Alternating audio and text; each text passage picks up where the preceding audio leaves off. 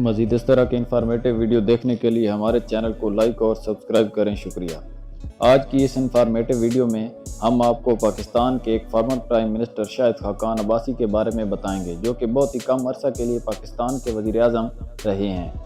شاہد خاقان عباسی 27 دسمبر 1958 کو پنجاب کے ضلع مری میں اپنے آبائی شہر مری میں پیدا ہوئے۔ انہوں نے لارنس کالج مری میں تعلیم حاصل کی۔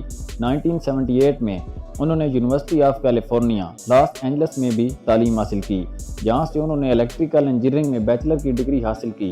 اس کے بعد انہوں نے ایک الیکٹریکل انجینئر کے طور پر اپنے کیریئر کا آغاز کیا۔ 1985 میں انہوں نے جارج واشنگٹن یونیورسٹی میں تعلیم حاصل کی، جہاں سے انہوں نے الیکٹریکل انجینئرنگ میں ماسٹر ڈگری بھی حاصل کی۔ شاہد خاقان عباسی ایک کاروباری شخص ہیں جن کی پراپرٹی ایئر بلو میں بھی ہے، جن کی بنیاد انہوں نے 2003 میں رکھی تھی، لیکن 2016 میں انہوں نے سٹیک ہولڈر ہونے سے انکار کرتے ہوئے کہا کہ وہ برسوں سے ایئر لائن کے دفتر میں نہیں گئے۔ وہ پاکستان کے امیر ترین پارلیمنٹیرین میں سے ایک ہیں۔ ان کی مجموعی مالیت 1.3 بلین سے لے کر 2.3 بلین تک ہے۔ ان کے اثاثوں کی اگر بات کی جائے تو ان کے اثاثے ایئر بلو میں اور اسلام آباد میں ایک گھر، اس کے علاوہ ہوٹل کا کاروبار اور مری میں زمین کی جائیدادیں بھی شامل ہیں۔ جارج واشنگٹن یونیورسٹی سے گریجویشن کرنے کے بعد شاہد خاقان عباسی ایک پیشہ ور الیکٹریکل انجینئر بن گئے۔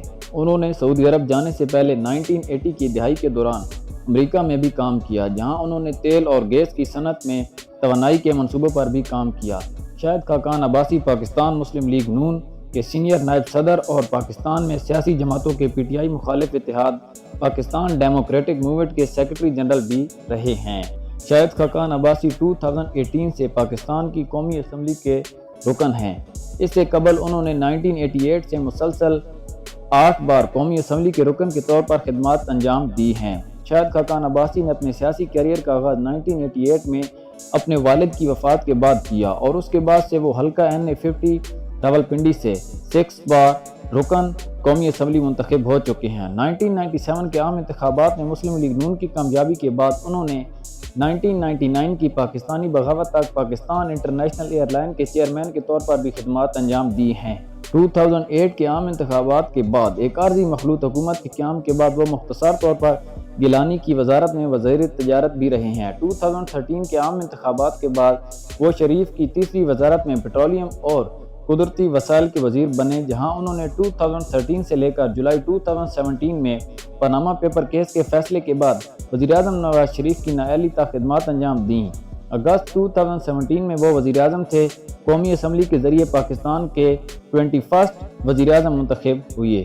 نواز شریف نے 29 جولائی 2017 کو وزیر اعظم کے عہدے سے استعفیٰ دے دیا اور اپنے بھائی شہباز شریف کو اپنا جانشین نامزد کیا، لیکن شہباز شریف قومی اسمبلی کے رکن نہ ہونے کی وجہ سے فوری طور پر وزیر اعظم کے عہدے کا حلف نہیں اٹھا سکے تھے، لہذا شاہد خاقان عباسی کو نواز شریف نے 45 دنوں کے لیے عارضی وزیر اعظم کے طور پر منتخب کیا، جس سے شہباز شریف کو لاہور میں نواز کے خالی کردہ حلقے سے الیکشن لڑنے، قومی اسمبلی کے لیے منتخب ہونے کے لیے 2 ماہ کا وقت بھی مل گیا۔ 1 اگست 2017 کو شاہد خاقان عباسی قومی اسمبلی کے ذریعے پاکستان کے وزیر اعظم منتخب ہوئے۔ انہوں نے اپنے حریف پاکستان پیپل پارٹی کے نوید قمر کو 47 کے مقابلے میں 221 ووٹوں سے شکست دی۔ جمعیت علماء اسلام اور متحدہ قومی موومنٹ نے بھی ان کے انتخاب کی حمایت کی۔ اپنے انتخاب کے بعد قومی اسمبلی سے خطاب کرتے ہوئے انہوں نے کہا، میں یہاں 45 دن یا 45 گھنٹے رہ سکتا ہوں، لیکن میں یہاں نشست کو گرم رکھنے کے لیے نہیں ہوں۔ میں کام کرنے اور کچھ ضروری کام کرنے کا ارادہ رکھتا ہوں۔ اسی دن انہوں نے ایوان صدر میں حلف برداری کی تقریب میں بطور وزیر اعظم حلف اٹھایا۔ چارج سنبھالنے کے بعد نواز شریف نے فیصلہ کیا کہ شہباز شریف پنجاب میں ہی رہیں گے اور شاہد خاقان عباسی جون 2018 کے عام انتخابات تک وزیر اعظم رہیں گے۔ رانا ثناء اللہ خان کے مطابق مسلم لیگ نون کے سینئر قیادت کو خدشہ تھا کہ اگر شہباز شریف پنجاب کی وزارت اعلیٰ کا عہدہ چھوڑ گئے تو اس سے ملک کے سب سے زیادہ آبادی والے صوبے میں پارٹی کی گرفت کمزور ہو جائے گی، جو قومی اسمبلی کی 342 میں سے 183 نشستیں ہیں اور پاکستان میں یکے بعد دیگر حکومت کی تعین میں اہم کردار ادا بھی کرتی رہیں گی۔ امید کرتا ہوں آپ کو یہ ویڈیو پسند آئی ہوگی۔ مزید اس طرح کے انفارمیٹیو ویڈیو دیکھنے کے لیے ہمارے چینل کو لائک اور سبسکرائب کریں۔ شکریہ۔